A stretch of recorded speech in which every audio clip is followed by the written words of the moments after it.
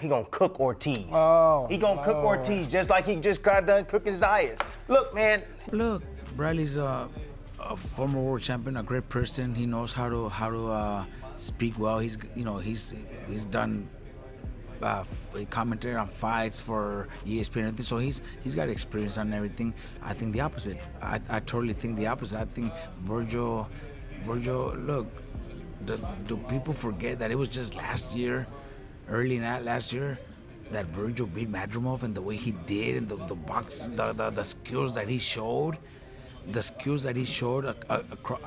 Madrimov who almost beat Crawford, and then Vergil goes out and does what he did with Madrimov. I think not only Timothy, but a lot of people might have forgot that already. Robert Garcia fires back after Tim Bradley predicts disaster for Vergil Ortiz Jr. Robert Garcia admits his attention quickly shifted to a potential matchup with Ortiz after a key moment in the fight. He feels that against a puncher with Ortiz's level of power, Ennis might not have been able to recover from the same situation. Did you see that as in, ooh, if Vergil would have hit him that way? Did those thoughts go into your mind, or did you see it as just a fight? Look, I was there, and when we were watching that, I was surrounded by a lot of Boots fans, and I looked at them, and they said, "That's Vergil hits him like that, he ain't getting up." And I guarantee you guys, everybody, he ain't getting up. So yeah, that's the first thing that came to my mind, Robert Garcia prefers a matchup with Ortiz over the other available options if the Fundora fight cannot be made. From his perspective, the pairing has the potential to produce one of the division's most entertaining contests because of the way both men approach their fights. If it's not Fundora, I would probably say, not just because Vergil's my fighter, but I think Boots versus Vergil is probably a bigger fight and a bigger. It could turn out to be a much better fight. I think both are warriors. Boots just showed it, and I think style-wise, it's a beautiful fight. On the other hand, Tim Bradley leaves no doubt about where he stands on a potential Ennis versus Ortiz matchup. He is fully convinced Ennis would come out victorious and does not see Ortiz doing enough to change that outcome. Vergil Ortiz can't beat no Boots Ennis. Vergil Ortiz can't beat no Boots Ennis. I promise you, Vergil Ortiz ain't beating no Boots. Timothy Bradley views 154 as boxing's deepest weight class because of the mentality its top fighters bring into the ring. He highlights Ennis, Ortiz, and Fundora as competitors who refuse to back down, making every potential matchup feel unpredictable. In Bradley's view, that level of grit and competitiveness is what makes the division so exciting. The things that I like in this division, 154, is that you have Boots. You see his determination. Did you see it the other night? You saw his determination and will? Yeah.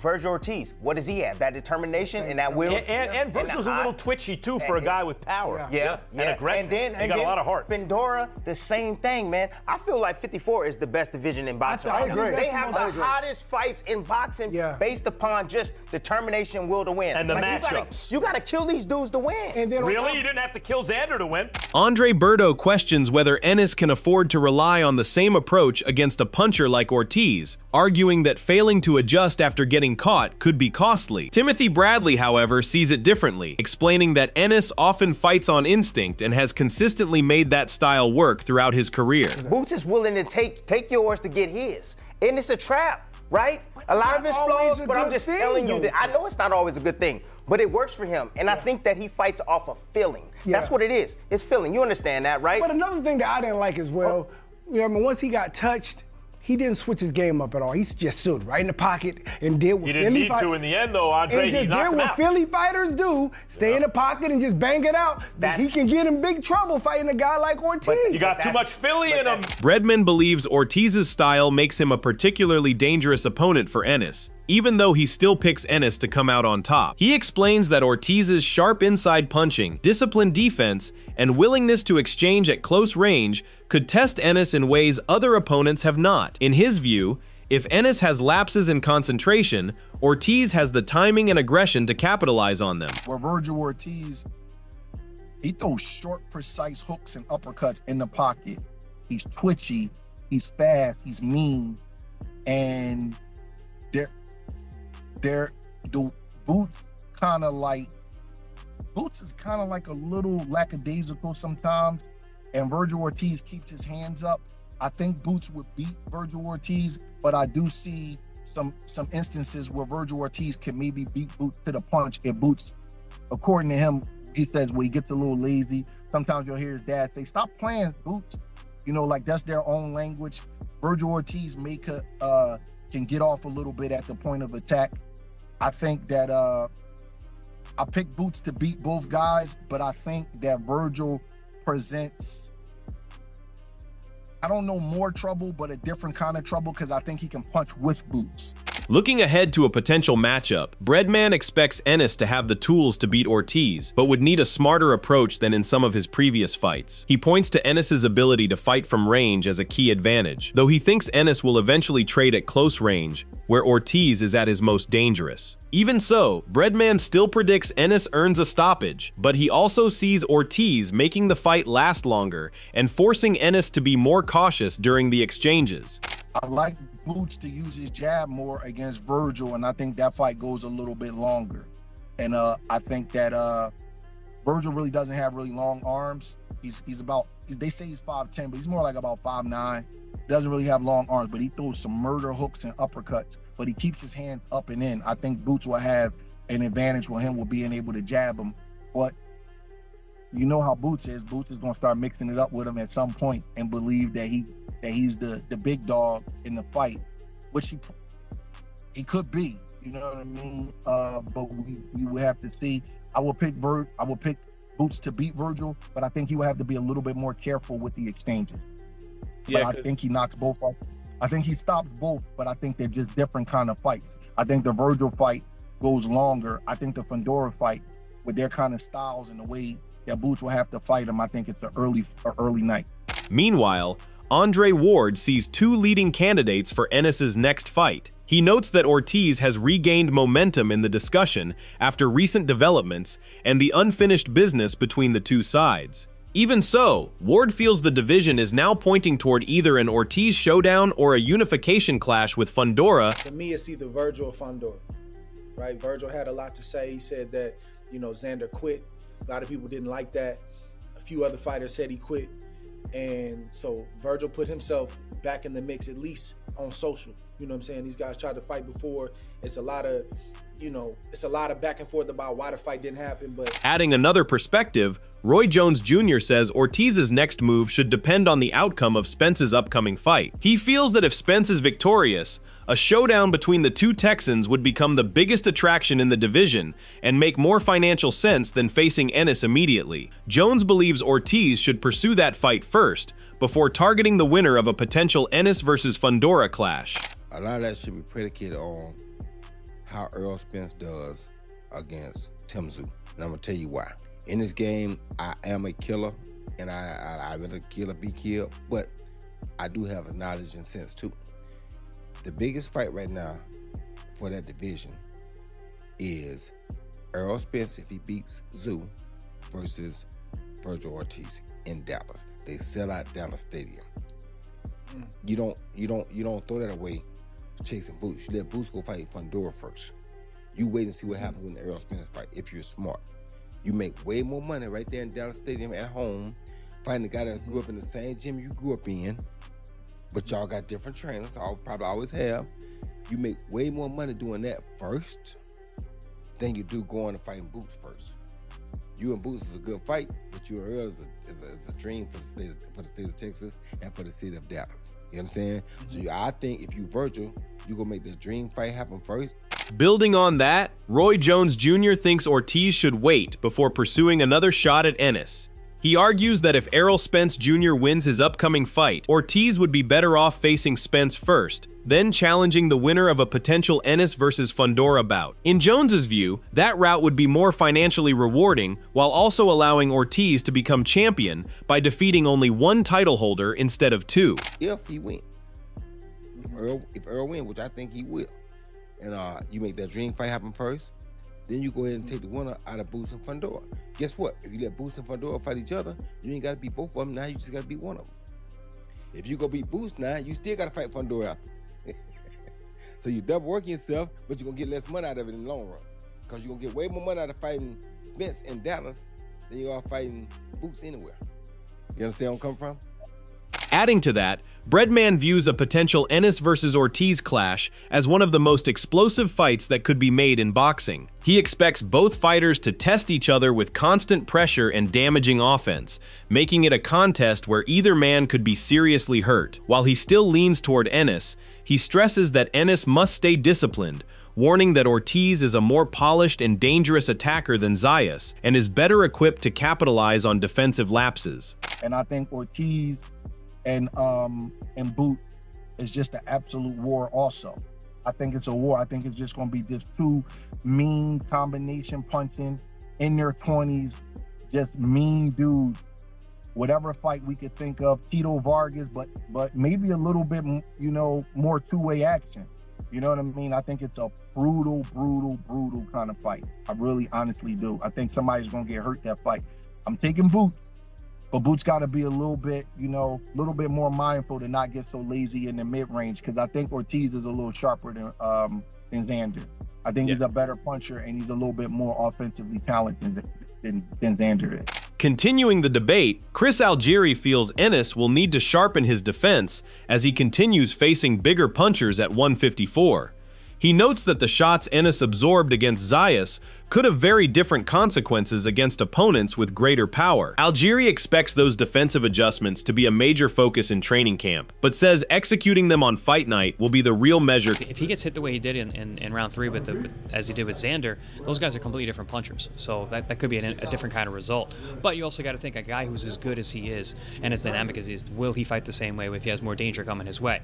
Which we saw that at 147. 147, he might get hit. The guys couldn't hurt him. So now he's at 54. Guys are punching much differently, and then he's even talked about going up to 68 eventually. That's where he sees himself ultimately capping out. So yeah, the defense has got to step up. Best fighters in the world don't get hit cleanly and more than once at a time. So if he's going to make those adjustments with those guys, I think that's something they're gonna attack during camp. Being able to do it on Fight Night Under the Lights is another thing, but at the end of the day, like I said, it's going to be exciting. Chris Algieri feels Ennis cannot afford the same defensive lapses against dangerous punchers like Ortiz or Fundora. He explains that the outcome could be very different against opponents with far greater power, though he also notes Ennis may approach those fights more cautiously from the opening bell. Even so, Algieri believes Ennis still leaves enough openings to make those potential matchups highly competitive. Yeah, it makes you think. If Boots has that third round with a guy like Vergil Ortiz or Sebastian Fundora, do we have a different outcome? It's very possible, because Xander's not a puncher, and those guys are. So, I don't know, because you never know. Because sometimes with a fighter, if they don't feel they're in danger, or they don't feel like a guy can hurt them, they'll fight a little differently. Does he fight a different fight if he fights those guys where he feels that power early on? You never know. You never know, because on Fight Night Under those lights, everything's different. But I think with Boots, even in this fight, there's just enough defensive flaws that you're like, somebody's got a shot. We can get this fight. So it makes it entertaining for sure.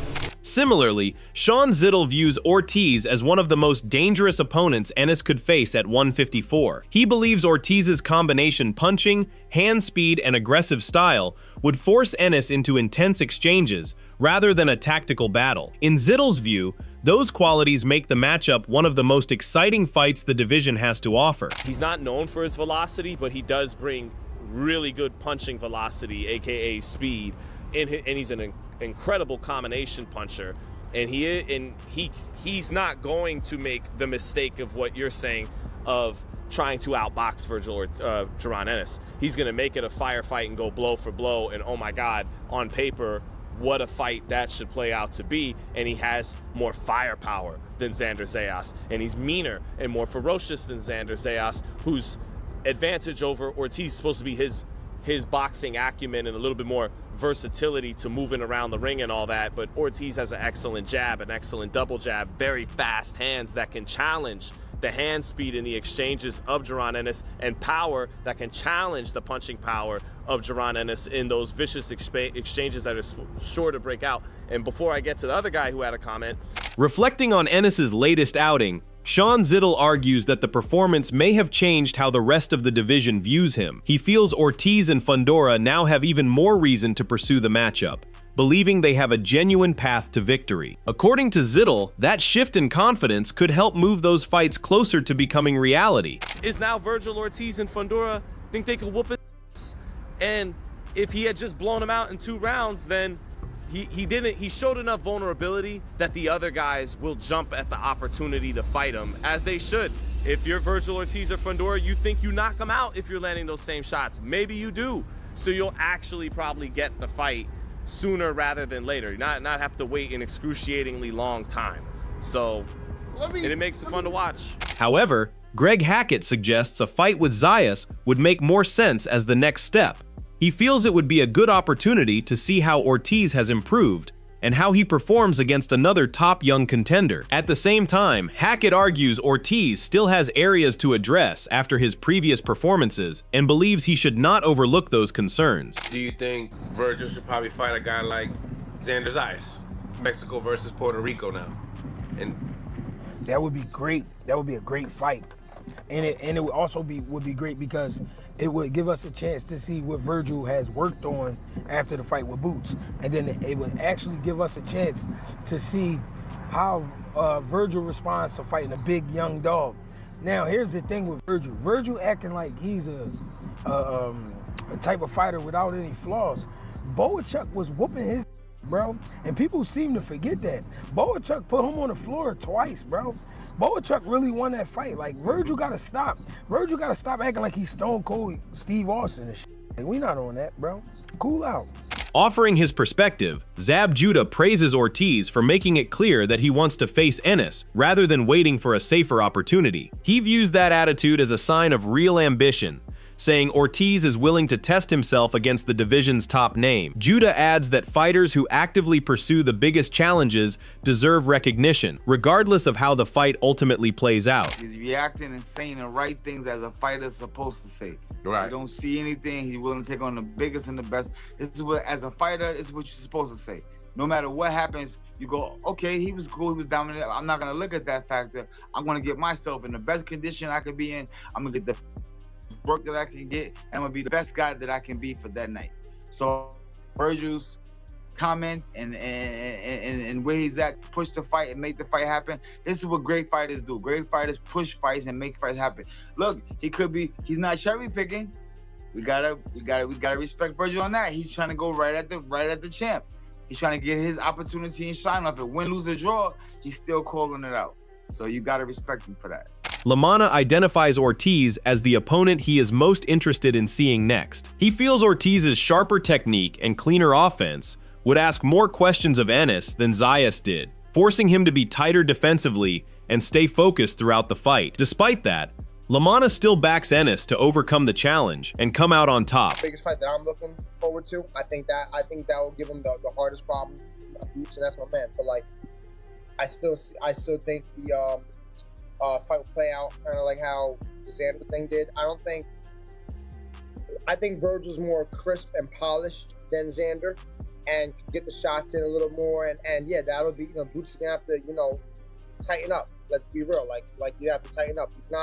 Boots is not this invisible guy that he, was portraying on the come up. Not him portraying, but everybody was saying, right? He's not invisible, so we can get hit. He sharpens his defense up. He gets a little bit more locked in. I got you, baby. Hold on. Gets a little bit more locked in. Boots beats all of them. Brian Norman Jr. understands why some fans see Ortiz as a dangerous test for Ennis. Still, he gives Ennis the edge because he trusts his overall boxing ability to handle the challenge. Norman expects the matchup to be competitive, but he still favors Ennis to get the win. I don't think Vergil Ortiz is the right opponent for what? That Vergil Ortiz is just I like the Vergil Ortiz. We just talked about it a little earlier, and I gotta say, you're going to have some Vergil Ortiz fans, rightfully so. You're going to have some Vergil Ortiz fans, rightfully so, that's going to say, if you got hurt by Xander, imagine what Vergil gonna do to you. Rightfully so. Right. You know what I'm saying? You're gonna have that. But there's a but. But there's a but. And I think the but is, in my opinion, what my man B-Dot was just here talking to me, in my opinion, I think that Jaron Ennis does have a better IQ than Vergil. Subscribe to the channel if you guys haven't subscribed to the channel. Shout out to Virginia Franco, and shout out to both of the fighters, Xander Zayas. As speculation surrounding a potential clash between Ennis and Ortiz continues to grow, some believe Ennis's speed, athleticism, and versatility would prove too much to handle, while others are convinced Ortiz's relentless pressure and power could expose weaknesses that have yet to be tested. Until the two finally share the ring, the debate is only going to get louder. If this fight is made, it will not just settle an argument between analysts. It could also have a major impact on the future of the division and the pound-for-pound ranking. So who do you think comes out on top, Ennis or Ortiz? Let us know your prediction in the comments. If you enjoyed the video, don't forget to like, subscribe, and turn on notifications for more boxing updates.